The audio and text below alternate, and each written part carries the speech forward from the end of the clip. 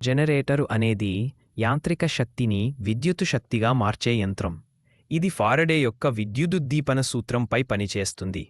ఒక కండక్టర్ చుంబక క్షేత్రంలోకి కదలితే దానిలో విద్యుద్ధార ప్రవహించుతుంది.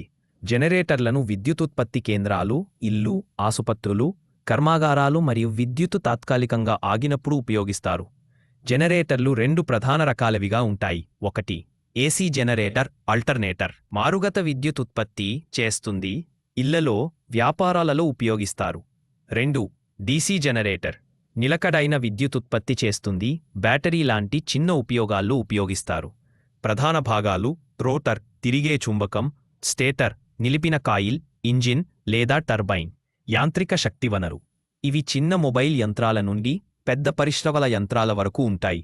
ఇవి డీజిల్, పెట్రోల్, గ్యాస్, గాలి లేదా నీటి శక్తితో నడుస్తాయి. వివరములకు: జేఎంఈటీఐ